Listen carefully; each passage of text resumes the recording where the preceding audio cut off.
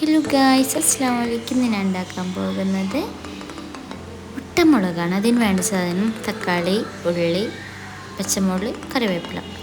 അതിനായി പാൻ ചൂടാക്കി ഓയിൽ ഒഴിച്ച് കൊടുക്കാം. എന്നിട്ട് സവാള ഇട്ട് കൊടുക്കാം. എന്നിട്ട് കുറച്ച് ഇങ്ങനെ നമ്മൾ വഴറ്റി കൊടുക്കാം. എന്നിട്ട് നമുക്ക് ആവശ്യത്തിന് ഉപ്പിടാം. അതേപോലെ വഴറ്റി കൊടുക്കാം. പിന്നെ വേണ്ട തക്കാളി ഇട്ടിട്ട് കുറച്ച് അതേപോലെ വഴറ്റി കൊടുത്തിട്ട് അതിന് ശേഷം നമുക്ക് പച്ചമുളക്, കറിവേപ്പില ഒക്കെ ഇട്ട് അതിൽ വഴറ്റാം.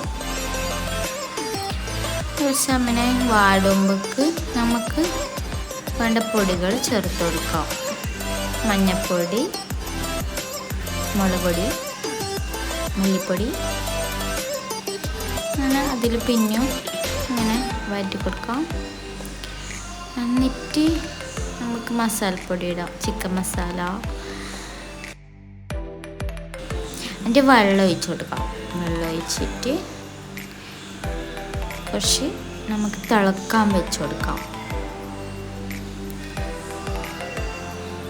തിളച്ച് വരുമ്പോഴേക്ക് നമുക്ക് മുട്ട ഒഴിച്ചതിലേക്ക് ഒഴിച്ചു കൊടുക്കാം. വീഡിയോ ഇഷ്ടപ്പെട്ട ലൈക്ക് ചെയ്യൂ, സബ്സ്ക്രൈബ് ചെയ്യൂ.